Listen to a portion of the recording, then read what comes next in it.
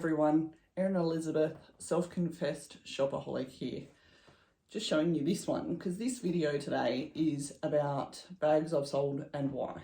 So generally I'm the sort of person who does not like my collection to get too big because it gets a little bit out of control, and I then get to a point where I can't decide what to wear, what bag I'm going to take, and it sucks the fun out of it for me. So I've decided to keep my collection probably between 10 and 15, and some of those are almost very rarely worn. Some of those are bags that I bought from, I'm going to say the wrong name. I'll find it and link it below.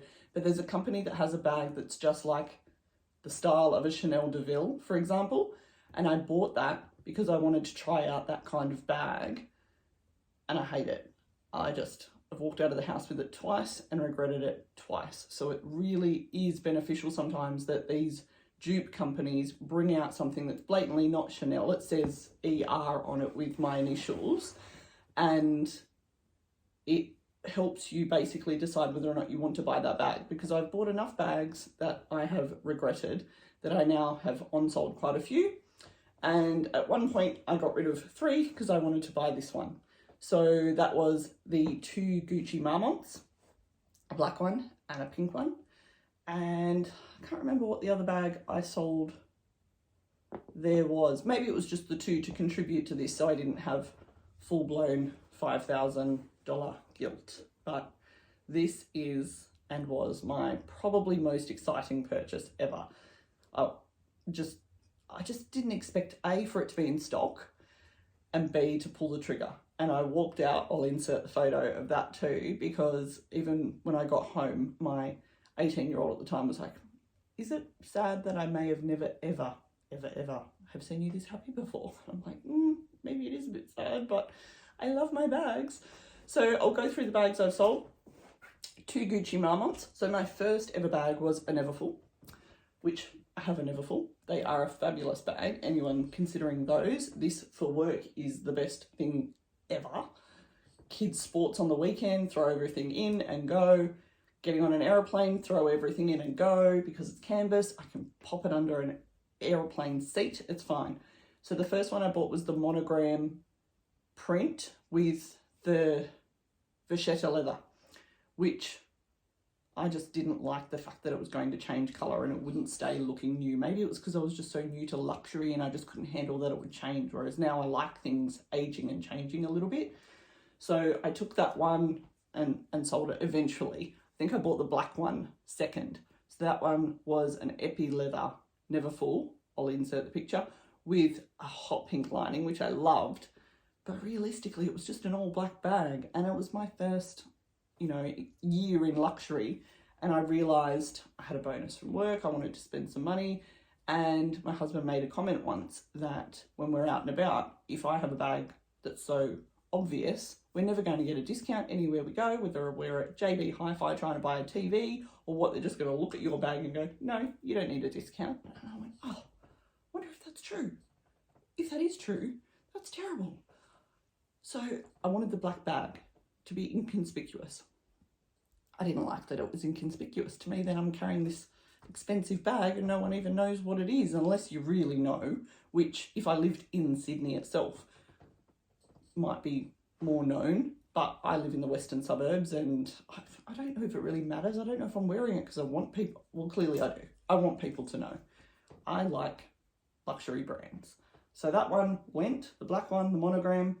I bought the Palais clutch, which was a beautiful little one. I'll insert a picture, and it had a little black V at the top and monogram at the bottom, just my first crossbody bag. And I bought that in LA. I was so excited that it was in stock, and it was just too small. Barely, you could fit your phone and almost nothing else. And back then card holders weren't really that popular, whereas now a card holder goes in everything. It was probably tiny bit bigger than this. So, and it was the one that all the SAs were wearing in the store at the time. So if you went in, they were running around with this little crossbody on it, and it looked cute. And it was, but it was too small for me. I've definitely realised this is my sort of size of bag. So, sold that one. The one I sold the most recently was the Alma. because I just wasn't getting a lot of use out of it. And I even put my Powershop Matisse on the market for sale. And as soon as I got offers, I was like, no, I want to keep it. At the time, I just hadn't been using it because I used the college bag so much and I was loving my Dior's. It was just, I guess, not really being used. So I just thought, oh, I just need to pull her out and use them more. It is a relatively casual bag on the weekends, but I do love black and gold. I gravitate to that, but sometimes I don't want to wear black and I want to wear a tan or a canvas. Things like this one here are just a little token bag that I would wear, I guess, if I was going out on a Saturday night and wanted a pop of colour, something fun, which doesn't happen very often. I will normally gravitate to something a bit more fancy, like my little caro bag if we're going out for the night. So I guess I've learnt that I like the flap on the bag. So the Marmonts were the camera bags. I also bought a YSL camera bag. That one went too. I had that probably a month. And that was the third camera bag I've bought. I don't love camera bags. Lots of people do. When you're out, you know, on holidays, they are fabulous. And I have a couple of like Coach ones that I have for travel purposes and will keep for that reason only. But I don't need a $2,000 Marmont sitting there that's a camera bag that I'm not going to use. I would love a Marmont with the flap, but because I've already sold 2 Marmont style bags, I'm a little bit hesitant. And I do love what I have at the moment, so that's why they stay. I'm trying to think if there's any others. If there is, I'll insert some pictures of where they've gone and why. But at the end of the day, I haven't lost any money. I am literally, by holding on to bags for 2 years, they've put the prices up in the background so much, I have not lost money. And I think a part of that is because I am buying bags that sustain value. They are considered, whether it's a classic or an original or just something that will be around forever. Quite often, Marmonts aren't going anywhere, Neverfulls aren't going anywhere. The Alma is a very popular bag, which stopped me from selling it for so long. But at the end of the day, it was just a little bit, not even too small, just not my style. I think the fact that it's wider at the bottom and narrow at the top and it just sits off the side of your hip made me feel like it was making me wider than I am, and I don't need any help in that department. I'm not sure I understand. Oh, Siri, shush.